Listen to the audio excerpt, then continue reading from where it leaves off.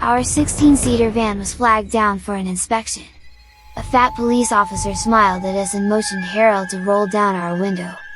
He spoke as soon as Harold did so. "Boss, where are we headed to?" He looked past Harold and glanced at us. "To Mount Cristobal, sir," Harold replied. We could see the policeman's demeanor change as soon as Harold mentioned our destination. "Boss, forgive me for intruding, but several tourists got lost in that mountain just recently." He removed his cap and wiped his face with a handkerchief, and continued. "They were later found dead." "Don't worry, sir, this guy," Jeoffrey tapped Harold's shoulder, "and I am a veteran in mountain climbing." Harold nodded in agreement. "We've been on that mountain several times," added Harold. The policeman looked at me and looked back at Harold. "He's our mountaineering club's new member. We'll take good care of him. Don't worry," Harold explained, after which the policeman nodded. "Take care, boss," he said as he motioned us to proceed. Then came a steady rain, which served as yet another dire omen that screams that we should not proceed with this climb. The mountains are amazing teachers, Erwin, and some of us learn more from them than we could from books, Harold told me as he chewed on boiled sweet potato. He is the leader of our mountaineering club. Like his best friend Jeff, Harold is in his 40s. But unlike Jeff, Harold is still a bachelor. He has a penchant to do gross stuff just to make people laugh. It's a hit with us as friends, but it could be a huge turnoff if a girl sees it. It's probably the reason why he's still single up to this time. With regards to his appearance, Harold has curly hair and is one of those people that you see their gums when they laugh. And he laughs a lot. Being the newest member of their mountaineering club, they invited me to go trekking and camping last year. I didn't know what got into me when I agreed. I'm not an outdoor type of person. Although I looked like a hermit due to my long and unkempt hair, mustache, and beard. I have a habit of making elaborate stories about myself. You could call it grandiose stories. The sole purpose is to make myself look good. Of course, people who know me would always roll their eyes whenever I start telling stories, especially if I make myself brave, because they know that I'm one of the biggest cowards in our circle. Due to my appearance, I have been mockingly called an ermitaño in the local dialect, which literally means a hermit. Being bald in the front of my head and only having long hair on the sides makes for a dramatic effect in my stories. I left it entirely up to Harold and Jeff to pick where we would go and what we would do because it was my first time. They decided to go to Mount San Cristobal. I have learned later that locals also call that mountain the Devil's Mountain. Only if I knew this beforehand, I would have thought twice before going here. When we arrived at the base of Mount San Cristobal, it was raining, so I felt bored and lazy. Harold and Jeoffrey have been mountaineering for over 5 years, and it has become a habit for them to do so every 2 to 3 months at the very least. Climbing has become a form of addiction for them. We were the only ones who made the trek because the other members were too busy at the time. Jeff mentioned that he can feel that I am getting bored. When Harold invited me for the first time, I was so excited. "I don't want to start our trek wet," I told them. Besides, I lack protective gear for the rain as I just bought a new tent. "I have an extra raincoat in the trunk of the car, but I don't want to start the trek yet as well," Harold remarked. Since it was still early and it was raining, I asked them to share ghost stories while we were waiting for the rain to stop. Harold stopped the car engine, made himself comfortable, looked at us intently, and started narrating his story. This is a story that I don't often tell, since it does not only send chills to my bones but also it saddens my heart. I looked at the rear mirror of the van and saw Erwin stroking his long hair, and Jeff inspecting his knife while listening attentively. "Oh, is that the same story, Harold?" Jeff asked. "You always tell it over a campfire," he added. "I haven't heard it yet." "Go ahead, proceed," Erwin interrupted Jeff. I laughed, plucked my nose, and grabbed some more sweet potato to munch on while telling my story. Jeff and I attended the same high school, which is a public school in a remote barangay in Caloocan City. The school was once a place where murder victims are dumped. We have a term for it, salvage area. Salvage or summary execution was still rampant at that time. I was a sophomore back then and I was a Boy Scout troop leader. It was the first ever school camping event. I remember Jeff did not attend because he was sick and was hospitalized. Yeah, I remember that, Jeff confirmed to Harold. The event started in the morning with a very long program that included the investiture, then followed by games in the afternoon. During the nighttime, different tents were built in the school grounds, one for each troop that joined the overnight camping. The teachers, however, were assigned rooms where they could monitor us and rest or sleep as well. I had a huge crush on one of the new teachers. I see her from time to time, but I don't really know which class she is in or even what subject she is teaching. One time I approached her, I asked for her name and she said she is Miss Christine Baton. She was one of the youngest and most beautiful teachers in the school. On the school grounds, a flag was tied in front of each tent. It was imprinted with the insignia or name of each troop. One of the patrols or troops' goals was to be vigilant and preserve their flag, which could be stolen by others. This also means that the team with the most flags in the morning will be the winner. Marshals were deployed to guarantee that the rules were observed. They were tasked to catch anyone outside the tent except the troop leader. I was allowed to walk outside the tent and visit the teachers' rooms because I was the squad leader. I saw Miss Baton alone in the corridor waving at me. I went outside the tent and dashed to the teacher's room, but she was not there. Another teacher, my class advisor, asked me to clean the faculty restroom. I decided to impress the teacher, so I did not delegate the task to my subordinates. So I went alone to the restroom. I turned on the lights and took a pail of water and sprinkled some liquid with bleach on the floor and began mopping it when I heard knocks. I assumed that it was coming from the door, so I went out thinking that it was Miss Baton. I opened the door and looked outside and saw no one. Then there it is again. The knocks were more forceful this time. This is when I realized that they were coming from inside the mirror. My heart skipped a beat and I was nervously focused on my sight in the mirror. I swallowed the saliva in my throat and slowly approached the mirror. The tapping became louder as I neared. I touched the mirror and examined my own reflection in the mirror, but suddenly the lights in the restroom turned off. At first, I thought someone played a prank on me, but when a hand grabbed my arm from inside the mirror, that was when the panic set in. Instinctively I took a step back and fell on the floor. When I looked back, I saw a woman in a white dress in the mirror. She was looking at me blankly. The woman's face was full of veins that were reddish to purplish in color. She has long black hair and has no eyes or eyebrows. There was nothing but a large black hole in her eyes. Her lips had been sewn as well. I scrambled to flee, but I stumbled and fell again on the slick floor. My head hit the wall and it made me dizzy. When I looked back to the mirror, I saw the white lady literally climbing out of it. I hurriedly tried to open the door, but it wouldn't open. I cried and screamed for help. I felt that I was about to pass out from the terror. In my panic, I did not notice that the white lady was already fully out of the mirror. She was standing still, her back facing the mirror. I wiped my eyes with my arms as I saw that she had no reflection in the mirror. Indeed, the mirror just reflected the walls and door of the restroom. I was sweating profusely. I took the mop and raised the handle to protect myself. I was taken aback when I saw that the feet of the lady was turned backward. I heard the cracking of her bones when she sharply bent backward and crawled near me. The door unexpectedly opened and I saw some teachers who heard my screams rush in. I pointed at the white lady, but it was not there anymore. The teachers readily dismissed my account of the white lady as a hallucination probably induced by inhaling the chemicals on the bleach. They brought me to the faculty room after I cleaned myself up.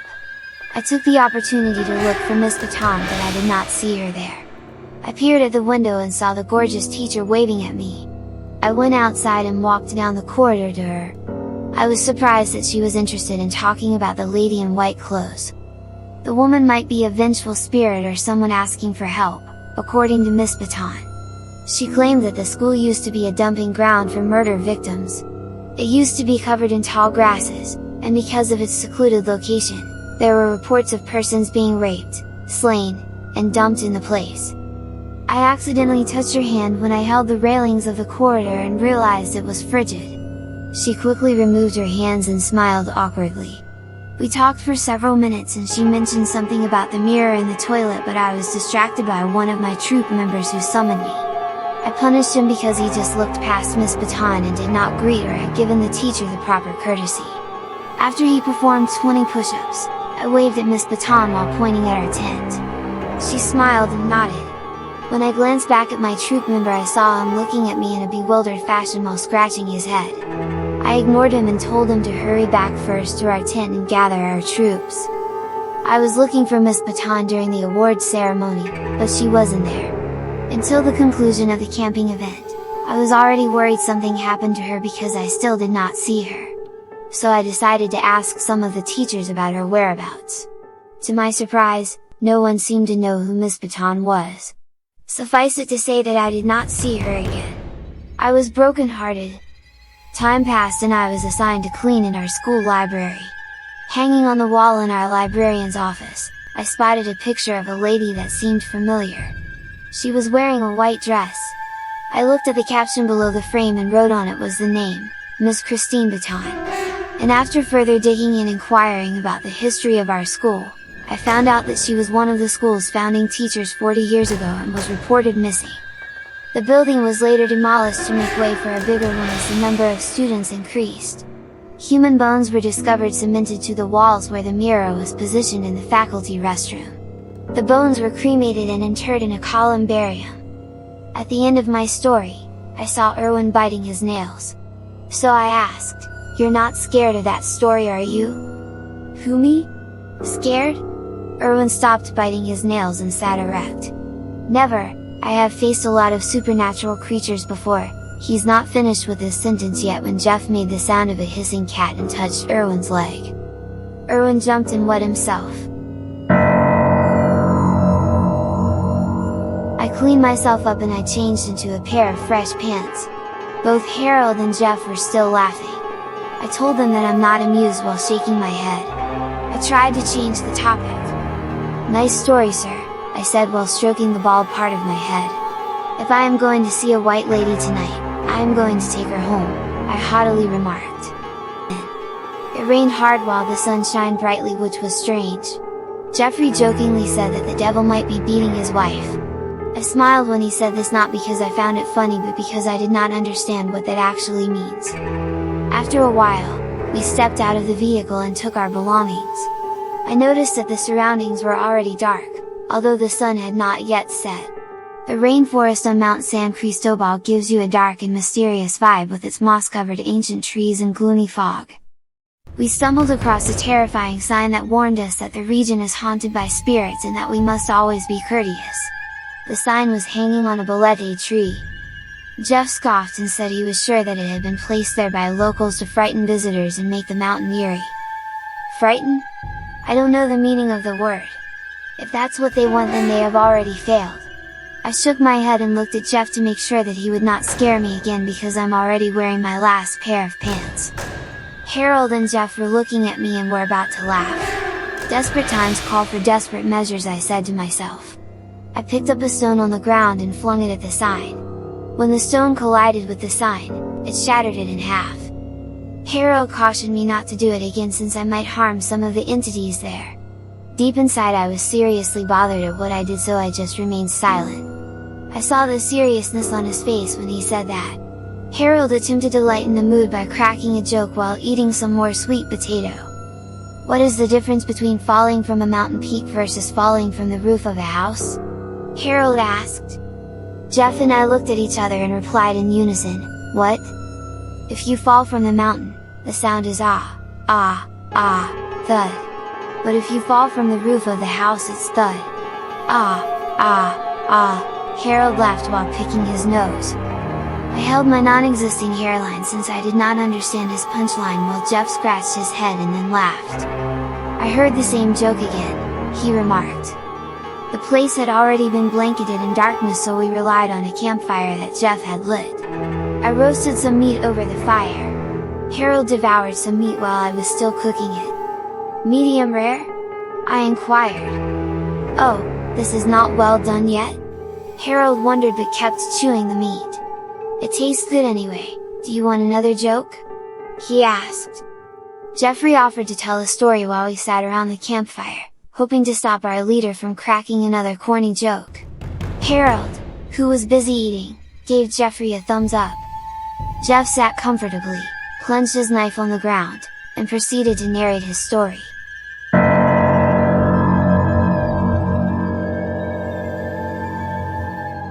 This story happened a few weeks before Harold's story.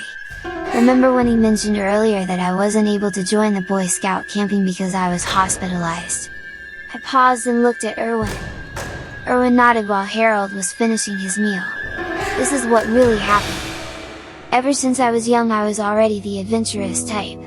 I'm outgoing and very active. I was carefree, I've never been bullied, maybe partly because my father was an active policeman during that time. We went to our province in Sagada, Mountain Province. The place was famous for its hanging coffins in the Echo Valley, which is one of the spookiest places in the world. It's a blend of nature, culture and tradition. The hanging coffins of Echo Valley stand out among the mountain peaks and other natural panoramas for their ominous aspect. The hanging coffins, either tied or nailed to the sides of the cliff, are placed above the ground and are the unique burial ritual of the Igorot tribe, an indigenous group living in the region. Others are only a few years old, while others are around 2,000 years old. Together with a few friends, we decided to go camping near the coffins, defying the warning of our parents. We were warned that the spirits may haunt us if we disrespect the area. To get to the hanging coffins, we needed to pass through a cemetery. It's known as the Calvary Hill Cemetery, and it's completely covered in vibrant green grass with a few mature pine trees on top. The place's peaceful atmosphere gave me an eerie feeling. We did not encounter any hauntings, but we found a woman full of grease in the area. She approached us and tried to talk to us. Her yellowish to brownish teeth became evident as she smiled. We covered our noses due to her noxious odor. To scare her away, one of my buddies began throwing stones at her. Another friend threw some guavas, which we picked up on our way to that location. The woman sobbed as we kept hurling guavas and stones at her. Then, she attempted to run after us. She shouted cursing words as we hurried back to our own homes. That same night, while I was about to sleep in my room, I heard scratches on the window.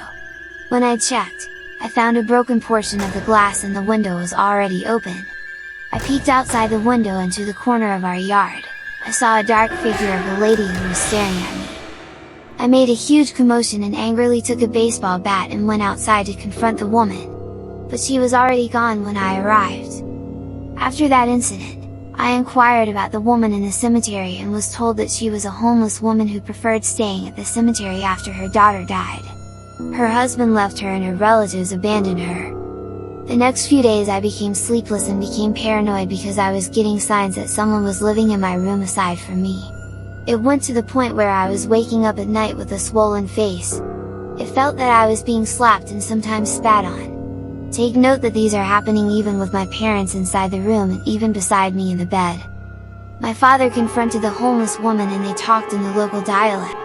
My parents stayed in my room that night. My parents were guarding me while I was sleeping. I woke up from time to time and saw my mother caressing my hair. My father would occasionally glance out the window and go back to bed. Around midnight, I felt something heavy in my chest. I opened my eyes and my room was pitch black. I couldn't move my hands and feet. I could sense that my parents were beside me, so I opened my mouth to ask for help. To my surprise, I could not say a single word but heard myself bubbling unintelligible words. When my eyes got accustomed to the darkness, I saw the silhouette of a lady standing on my chest. She was all back except for her eyes and teeth. Her eyes were scarlet red and full of hate towards me. She then sat down on my chest and her long hair soon covered my face. She grinned at me while holding my neck. Her two hands got a full grasp of my neck and her grip became more intense. I was suffocated and felt that the walls of our house were closing in on me. The light suddenly turned on and I saw my father near the switch while my mother was touching my shoulders to wake me up. "You were having a nightmare," my mother mentioned. But we heard disembodied footsteps from our bed going straight to the window and the window's glass shattered again. It was like someone went out of the window. That's when we realized that whatever was happening to me might be supernatural. Then came the darkest of my experience. I was possessed by the entity that tortured me greatly to the point of almost taking my life. I developed scrapes and bruises that were sometimes self-inflicted. My arms and legs were tied to the four corners of my bed to prevent me from hurting myself. I kept on shouting and cursing. There were times that my body levitated, which scared my parents. These events were later told to me by my mother because I have no recollection of these events. Back then I just remember that I was in a pitch dark room, all alone, scared and crying my heart out. In desperation, my parents called the spiritist otherwise known as Insup aka to help me. He was an elderly man and his formula for an exorcism was straightforward. He stood below me and grabbed the soles of my feet. He then did some hand stroking and said, "Spirit, who makes this person sick, go away." This he repeated over and over again, whispering softly, and frequently exhaling his breath to aid the departure of the spirit, just like blowing away the dust, but the exhalation was an open-mouthed out-breathing and not a strong blowing. While the elder was doing his ritual, he was horrified to see a filthy entity that attached itself to me. He mentioned that she was piggybacking at me. "She has a dark overall figure with an evil eye. I am the daughter of the poor woman that you harmed," the Insup aka said as he closed his eyes and spoke in a woman's voice. "You have no respect for an elderly woman, you deserve to die." He pointed at me and groaned in a high-pitched voice. At that point, the glasses in the furniture in the room shattered and some furniture was lifted and smashed to the floor repeatedly. It produced a pounding sound that terrified my parents. My father is a policeman and known to be brave, but the incident was too much for him. He just embraced my mother in the corner of the room to protect her. The elderly man's voice shifted from his usual voice to that of the woman's daughter. His voice echoed commands for her to leave, while the other voice was filled with guffawing and howling. After a tedious night of fighting with the malignant spirit, I was finally delivered from the possession. But the torture took a great toll on me and I was hospitalized. I also learned that my friends were also haunted and it just stopped when the homeless woman was sent to a social welfare institution.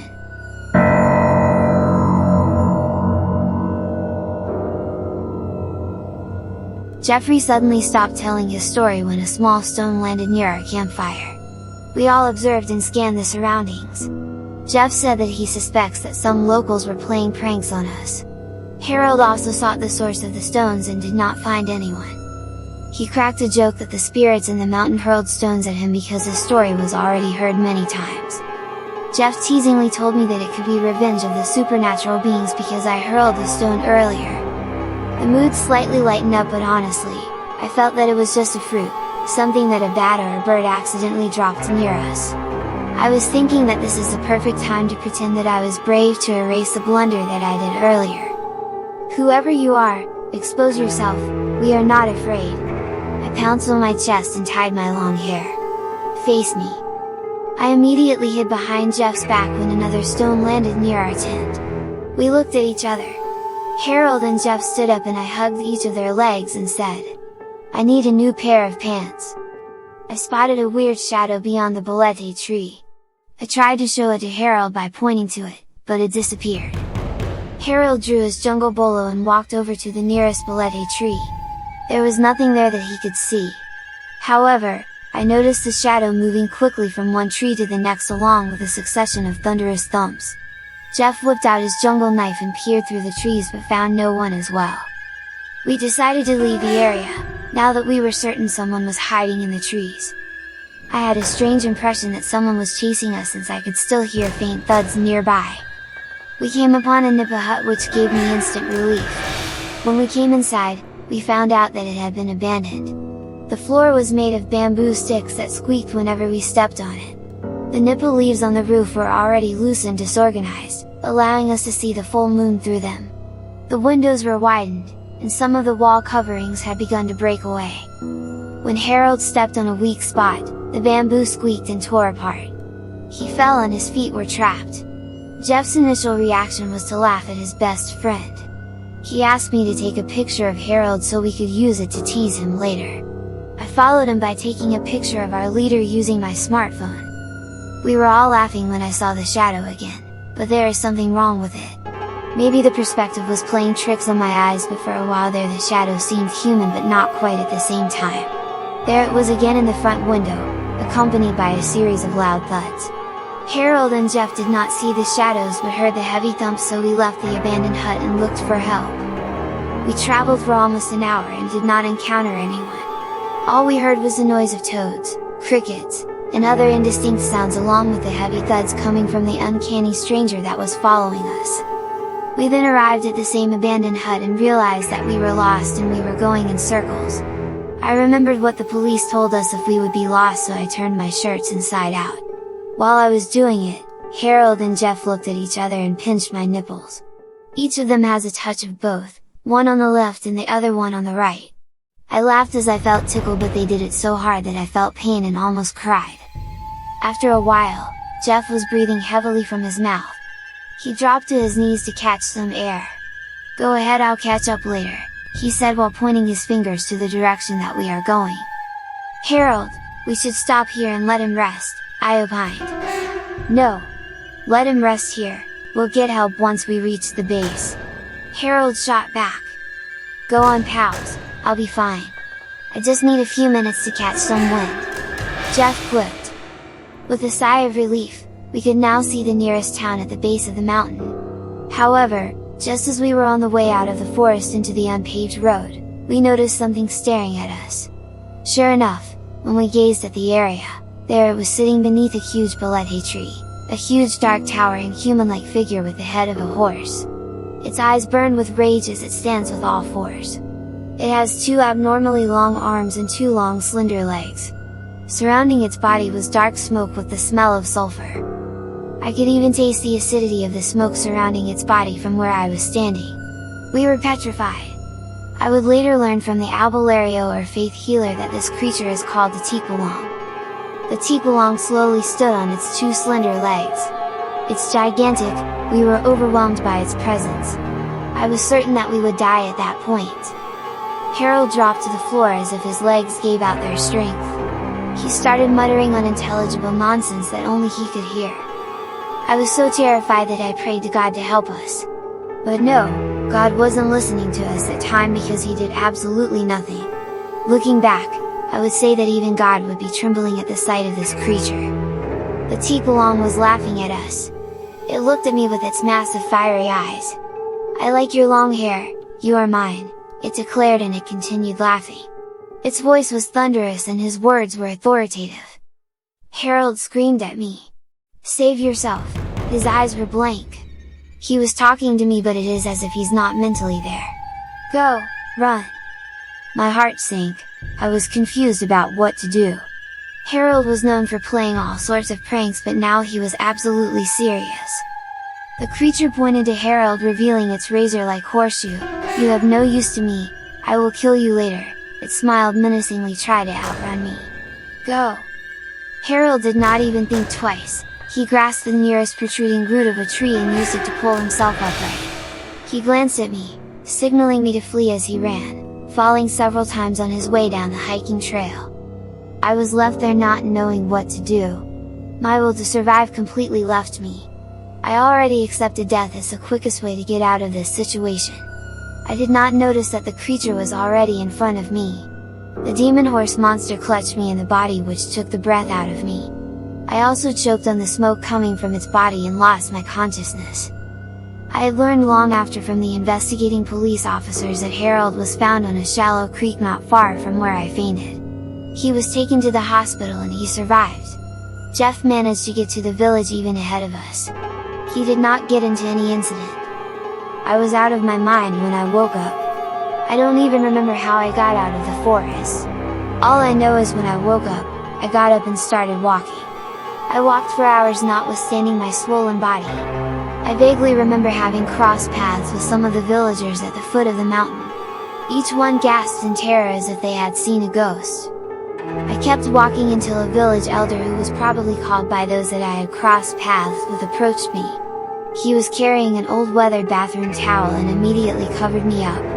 I did not realize that I was fully naked with blood oozing from my behind. That explains the look on the villagers' faces. The village elder brought me to his house. He told me that he was an albulario. An albulario is also called the spiritual healer. After giving me decent clothes, he took a white chicken and slit its throat while uttering some words that appear to be prayers in Latin. He also inspected the chicken bile. Without asking what happened to me, he told me we were attacked by a Tikbalang. A large number of police and locals have now arrived to comb the forest to look for the culprit. Of course, they won't believe that I was attacked by a cryptid. As far as they are concerned, they were after the criminal that did this to me, and perhaps also the culprit for all the previous disappearances of the tourists.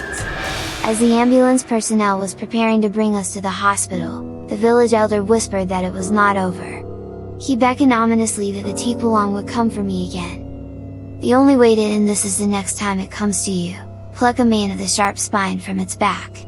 The old man turned his back and entered his house as the ambulance crew secured me in the vehicle.